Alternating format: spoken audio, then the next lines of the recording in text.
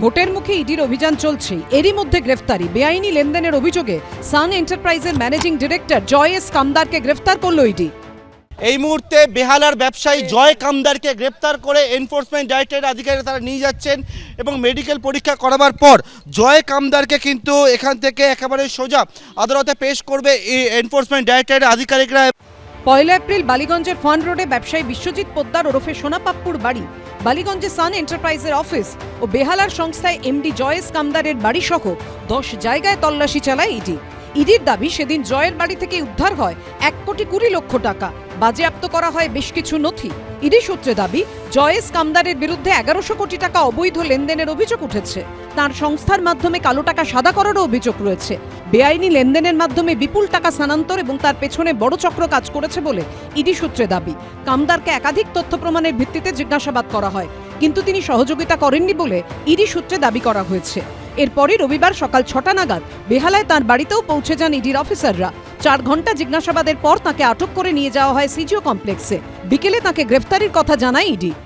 ইডির আধিকারিকরা বেহালার যে বাড়ি, সেই বাড়িতে দীর্ঘক্ষণ ধরে আজকে তল্লাশি জিজ্ঞাসাবাদ করেন এবং তার পরবর্তীকালে একেবারে ইডি আধিকারিকরা জয় কামদারকে আটক করে নিয়ে আসে সিজিও কমপ্লেক্স এবং তার পরবর্তীকালে জয় কামদারের পরিবারের সদস্যদেরকে জানিয়ে দেওয়া হয় যে একেবারে তার বিরুদ্ধে যে বেআইনিভাবে আর্থিক লেনদেনের বিষয় সামনে এসছে এবং তাতেই কিন্তু গ্রেপ্তার করা হলো বেহালার ব্যবসায়ী জয় কামদারকে। গ্রাউন্ড দেখালো, ওনারা যেটা দেখিয়েছে আমি দেখলাম আপাতত এক নজরে কিছু টাকার আর্থিক এর জন্যে বিভিন্ন কোম্পানির সেই গ্রাউন্ডে অ্যারেস্ট করেছে। সোনাপাপ্পু এখনো ধরাছোঁয়ার বাইরে। ধৃত ব্যবসায়ী কামদারকে জেরা করে ইডি নতুন কি তথ্য পায় সেটাই এখন দেখার। প্রকাশ সিনহা, পার্থপ্রতিম ঘোষ ও আবিদ দত্তর রিপোর্ট, এবিপি আনন্দ। দোরগোড়ায় ভোট, তার আগে বিভিন্ন আর্থিক তছরূপের মামলায় পরপর অভিযান চালাচ্ছে ইডি।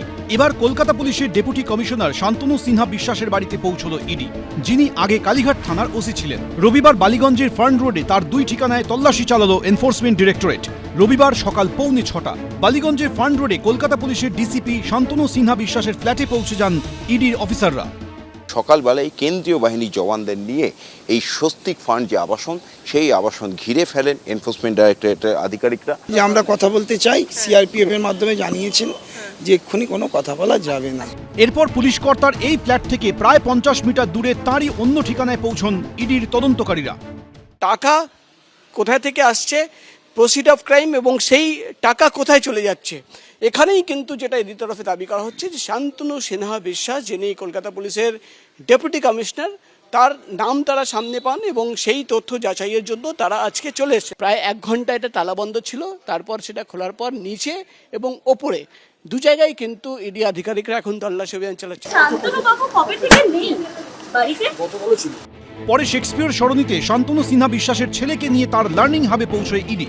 বাবাও বাড়িতে ছিল, আমিও বাড়িতে ছিলাম, সবাই এসছে, নর্মাল কিছু কাগজ চেক করবে, কোনো প্রবলেম নেই।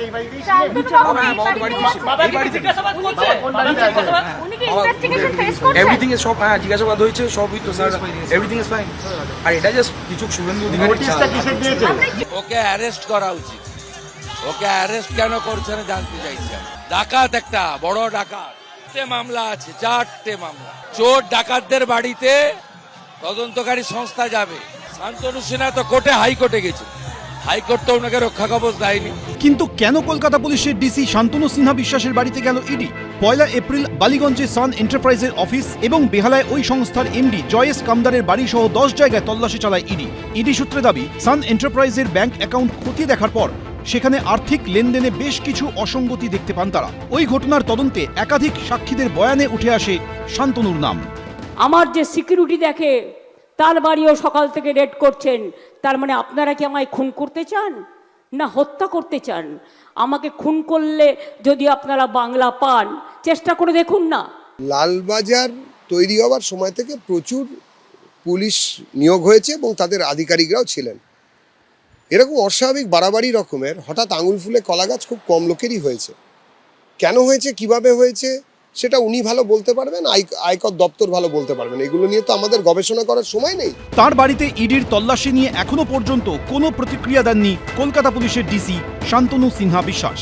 অনির্বাণ বিশ্বাস, প্রবীর চক্রবর্তী, রঞ্জিত সাউ, এবিপি আনন্দ। এবিপি আনন্দ, এগিয়ে থাকে, এগিয়ে রাখে।